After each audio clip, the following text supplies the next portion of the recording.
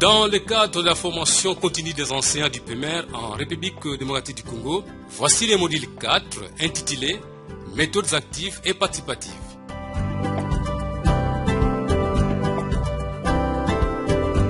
Produit par le studio de la Direction des programmes scolaires et matériels didactiques du ministère de l'enseignement primaire, secondaire et initiation à la nouvelle citoyenneté, en partenariat avec le projet de soutien à l'éducation des bases, PROSEB en cycle, et du Centre du développement de l'éducation EDC en cycle.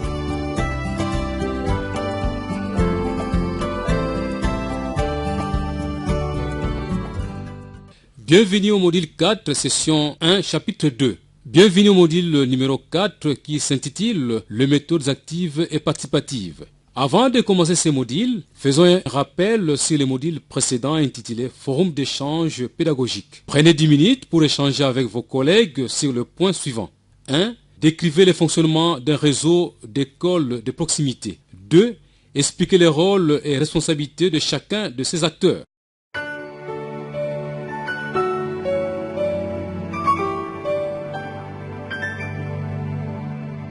Bienvenue au module 4, session 1, chapitre 3. Ce module comprend plusieurs thèmes. Chaque thème comprend une introduction, des activités, des exercices de contrôle ainsi qu'une synthèse qui donne un résumé de chaque activité proposée. À la fin de certaines sessions, il y aura une application. Ce module vise 3 compétences de base. L'organisation de la classe, l'animation des leçons et l'évaluation des acquis des apprenants. Examinons chaque compétence de base de plus près. La première compétence de base est l'organisation de la classe. En situation d'enseignement-apprentissage, l'enseignant formé devra être capable d'organiser sa classe selon les principes de la pédagogie active et participative. La deuxième compétence de base est l'animation. En situation d'enseignement-apprentissage, l'enseignant formé devra être capable d'animer sa classe en gérant les interactions selon les principes de la pédagogie active et participative. L'enseignant doit utiliser les méthodes et techniques actives et participatives dans sa séquence didactique. La troisième compétence de base est l'évaluation des acquis. En situation d'enseignement-apprentissage, l'enseignant formé devra être capable d'évaluer les acquis des apprenants selon les principes de la pédagogie active et participative. Ces 3 compétences de base forment l'objectif terminal d'intégration. En situation d'enseignement ou d'apprentissage, l'enseignant formé devra être capable de développer des connaissances, des attitudes et comportements indispensables pour l'application de méthodes et techniques actives et participatives dans l'organisation et la conduite des classes. L'objectif terminal d'intégration est basé sur les axes suivants: l'enseignant, ses profils, l'apprenant, ses attitudes et ses capacités, la classe, les méthodes et techniques, les interactions pédagogiques et l'évaluation des acquis des élèves. Mais avant de commencer, prenons le temps d'évaluer nos connaissances antérieures sur le sujet. Prenez une feuille de papier et disposez les chiffres de 1 à 10. Pour chaque numéro, nous allons poser une question à choix multiples. Écrivez la lettre qui correspond à la bonne réponse. Une fois terminé, remettez la feuille au directeur d'école ou gardez-la pour la corriger à la fin du module. Merci.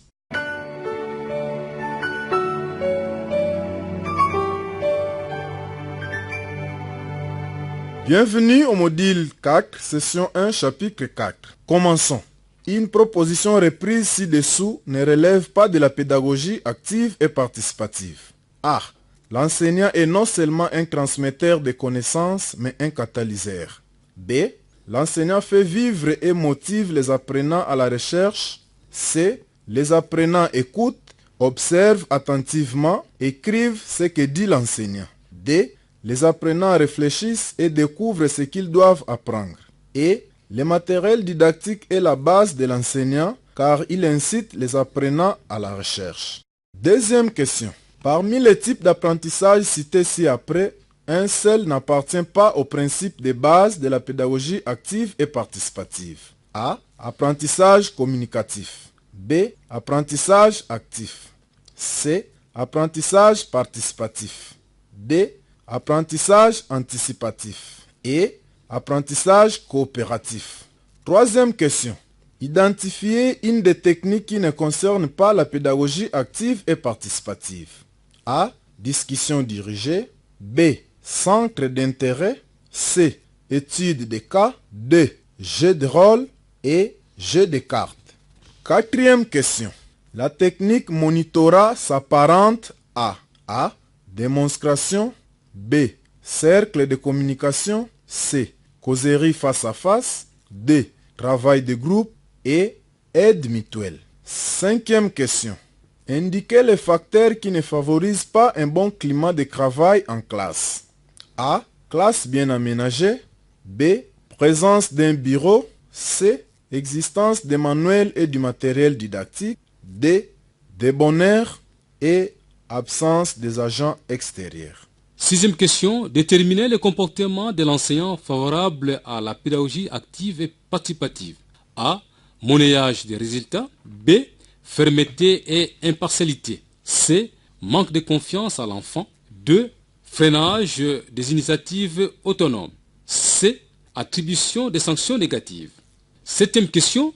Les comportements et les attitudes des apprenants énumérés ci-dessous sont favorables à un bon apprentissage, excepté A. Collaboration entre eux. B. Échange entre eux. C. Coopération entre eux. 2. Discussion stérile entre eux et association entre eux. Huitième question. Indiquez les ou les besoins de l'enfant pour un apprentissage réussi. A. Besoin physique. B. Besoin physiologique. C. Besoin psychique. 2. Besoin d'instruction. Et toutes les réponses sont bonnes. Neuvième question. Le rôle primordial du directeur de l'école est A. Assurer le processus d'apprentissage par le biais des enseignants. B.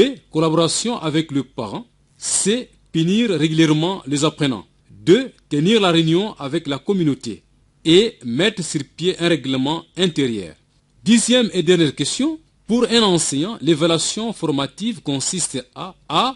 Corriger la compréhension du thème. B. Déceler les lacunes et procéder à des remédiations. C. Mesurer l'intelligibilité du message. 2. Mesurer l'intérêt affiché par les apprenants. Et éliminer le message. Remettez la feuille au directeur d'école ou gardez-la pour la corriger à la fin du modèle. Merci.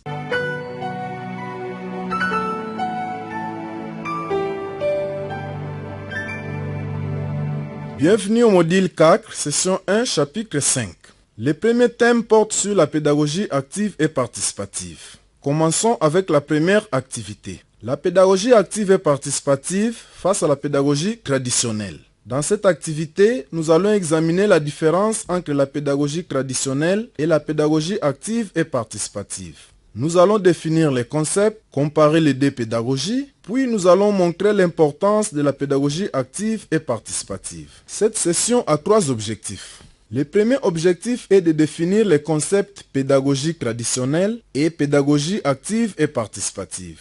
Le deuxième objectif est de comparer la pédagogie active et participative à la pédagogie traditionnelle. Le troisième objectif est de montrer l'importance de la pédagogie active et participative dans les pratiques de classe. Prenez 10 minutes pour échanger entre vous sur les points suivants. Pouvez-vous définir les concepts pédagogie? Qu'est-ce qu'on entend par pédagogie traditionnelle? Qu'est-ce qu'on entend par pédagogie active et participative?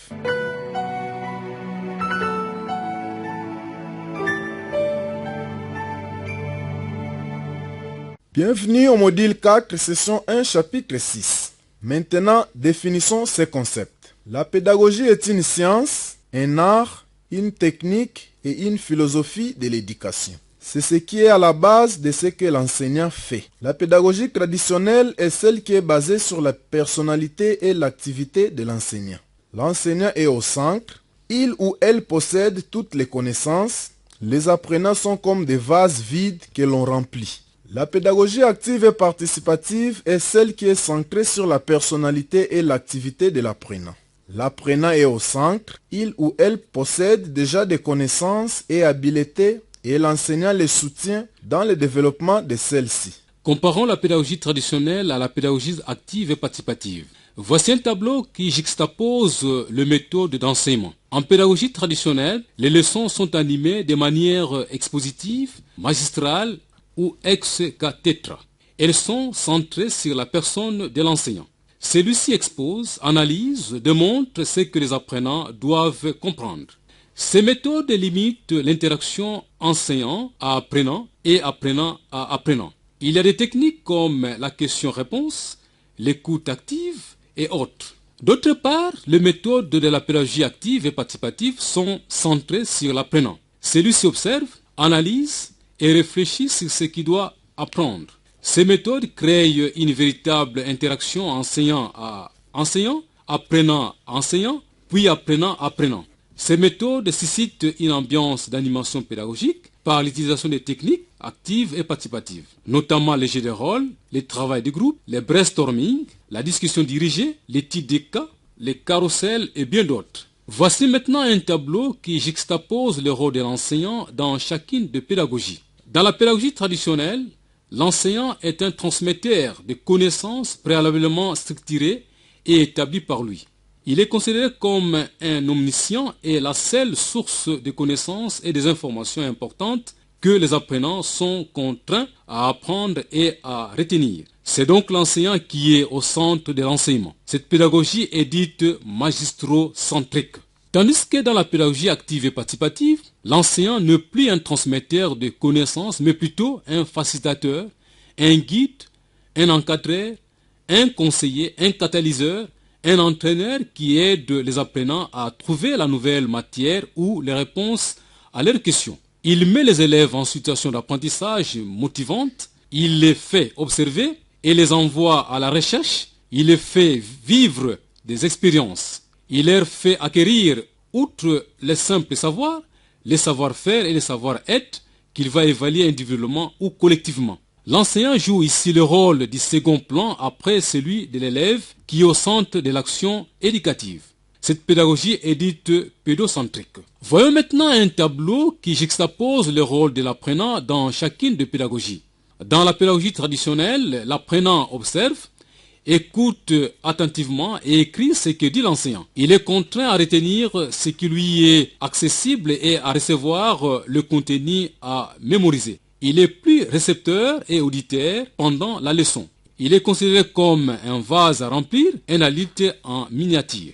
Par contre, dans la pédagogie active et participative, l'apprenant est placé en situation d'apprentissage. Il observe, manipule, analyse, réfléchit et découvre ce qu'il doit apprendre sous le guide de l'enseignant. C'est lui-même qui construit ses connaissances en s'appuyant sur ses connaissances antérieures. Il prend lui-même l'initiative dans ce processus. L'apprenant est donc l'agent principal de sa formation. Finalement, voici un tableau qui compare les matériels didactiques dans chacune des pédagogies. Dans la pédagogie traditionnelle, les matériels didactiques est moins considéré car l'enseignement est verbal et surtout dogmatique. L'attention de l'apprenant n'est pas souvent soutenue ni concentrée sur ce qu'on lui apprend. La rareté ou l'absence de matériel didactique démotive l'apprenant à l'apprentissage et le rend passif et inopérant.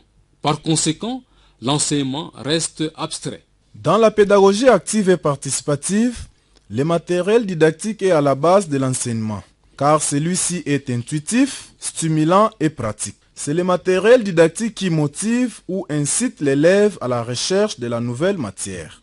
Ces matériels, préparés minutieusement par l'enseignant qui intègre dans la leçon, et observés, analysés et manipulés par l'élève.